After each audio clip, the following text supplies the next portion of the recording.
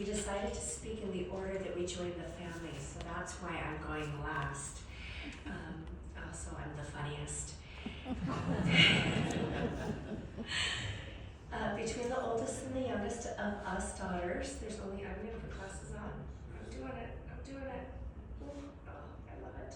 Okay, there's only 27 months difference. So we're kind of like triplets.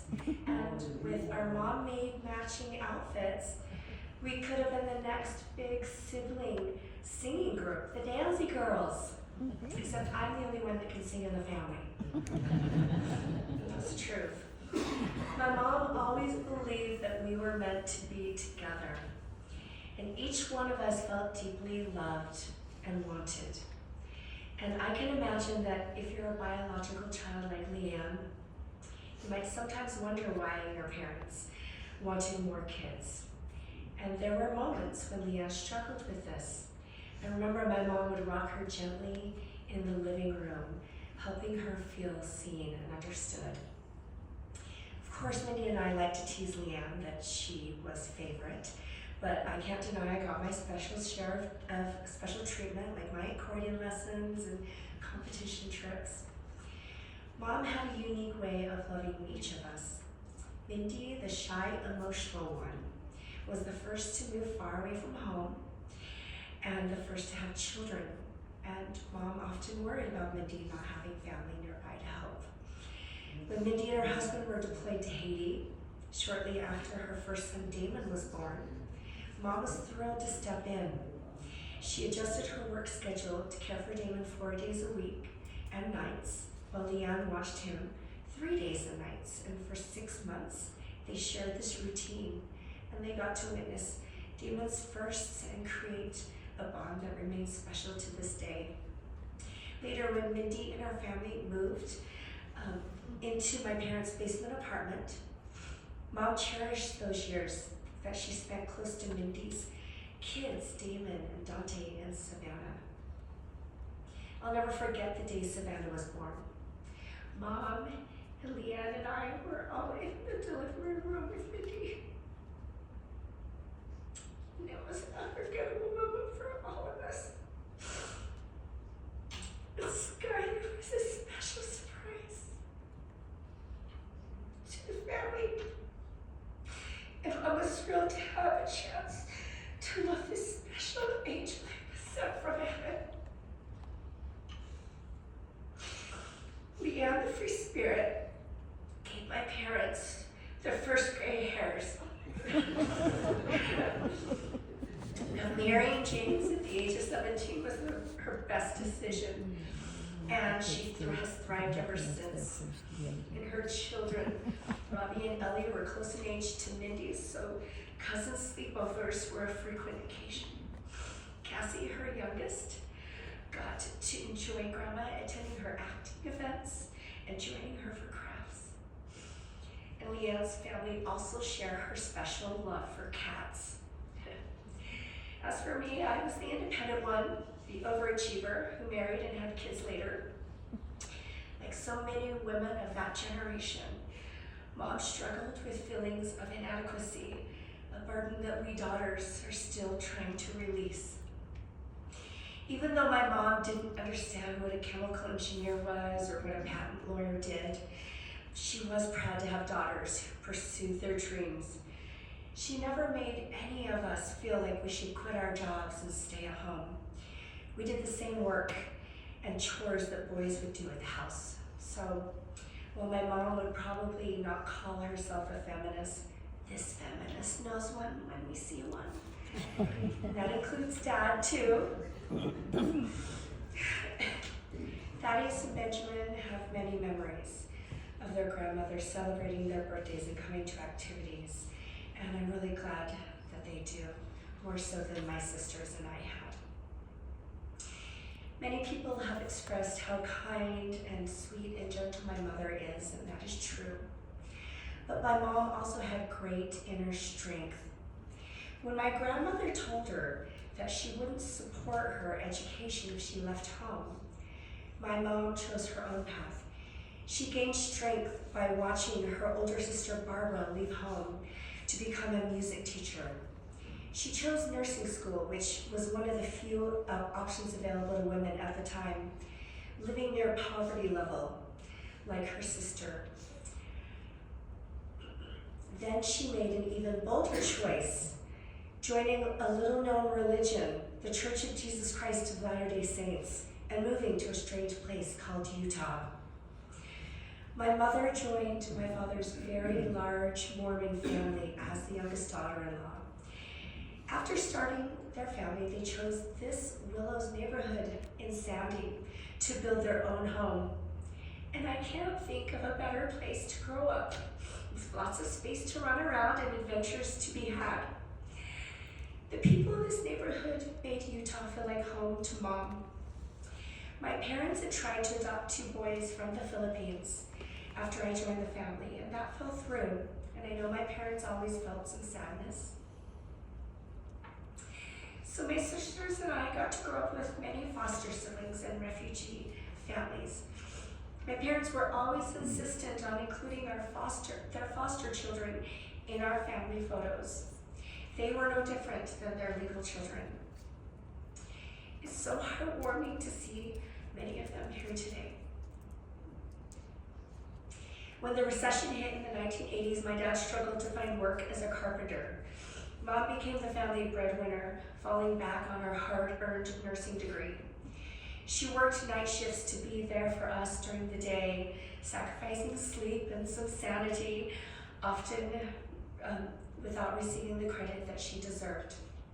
While she was at work, we got into plenty of mischief, running around the neighborhood, lighting fires. No, we did not cause the house fire. Chasing each other, merciless tickle fights, and watching forbidden soap operas. I remember the time we put snapping firecrackers between the toilet bowl and the seat as a prank. Mom ended up getting the surprise, even though Dad used the bathroom first. Living in a girl's world, we forgot that men often lifted the toilet seat. So he put the seat back down and left the firecrackers for my mom. And he's giggling like a little boy. He still giggles like a little boy every time he tells the story. It truly takes a village to raise 3 very precocious girls. And our neighborhood had plenty of strong women who stepped in to co-mother us while our mom worked. Catherine England became like a second mom, including us right alongside her own daughters, April and Lisa and Heather. And I'm sure my mom is not checking in on Lisa and Heather with big loving hugs.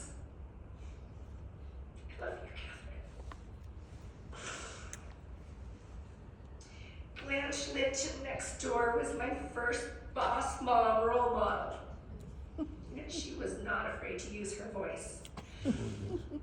When our house caught fire, the neighbors were there immediately, making sure that we were safe and cared for. And when the house was rebuilt, Mom wrote one of her cute poems and hosted an open house in the neighborhood, came to celebrate with us. Years later, when Mindy's oldest daughter, Savannah, became paralyzed, the Saxey family hosted a neighborhood fundraiser in their backyard, a gesture that Mindy and her family will always cherish. Those growing up years were tough and demanded the most of my parents' creativity with resources. Only later in life did I understand how high the interest rates were and the sacrifices they made to keep a roof over our heads. During those years, my girls learned the value of hard work, though it didn't feel like much fun at the time. Now we look back fondly on the thousands of hours spent with Mom and Dad, gardening, canning, and doing yard work. They often invited neighbors to pick produce from the garden and sharing what we grew. My mom grew up on a farm and was definitely raised to be frugal. But when it came to thriftiness, my dad was unmatched. And every Christmas, and I heard this from so many neighbors who came to the viewings, my mom would pour her heart into making homemade cinnamon rolls for the neighbors. It was a labor of love. She grinded the wheat, kneaded the dough, baked the rolls, and delivered fresh rolls, and us girls helped, and Dad had made them as well. One year, Mindy accidentally left the yeast out of a batch of dough, and the rolls turned out as hard as bricks. And my mom wanted to throw them out, but my dad insisted on delivering them. He bit through a few and declared they're perfectly fine. And we'll never know how many teeth he cracked until he dies when we do a dental exam. And if any of you received those rolls, those cinnamon roll bricks that year, my mom was mortified and wants you to know they came from Dad.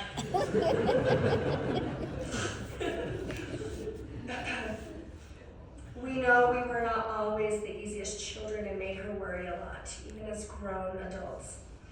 Us daughters will always cherish the wonderful start that our mother gave us in life. Mom and Dad made the most of their active retirement years, traveling to Alaska and Panama, Europe, England, Wales, Scotland, Ireland, New York, Hawaii. They brought back many memories and even bed bugs from London. As her health began to decline, true to her nature, she tapped her inner strength to decide how she wanted to leave this earth. She chose to stop all medication and fought to make it to a Thanksgiving dinner at my house, where our entire family was present, including all 9 of her grandchildren, a memory we will always treasure. And then she passed away quickly, knowing her time on earth was done. My mom's father passed away from cancer when we girls were young. My mom flew back to New York to be with her family, and that night, we daughters fell apart. It started with one of us crying and then another. Before long, the 3 of us were loudly sobbing, and my poor dad, he was so lost knowing how to console us. Mom has gone home now, Dad, and we know that you'll try to be strong for us, just as you were then, but we hope we can be strong for you too, sharing love and laughter and good memories until the day comes when you can go home to Mom.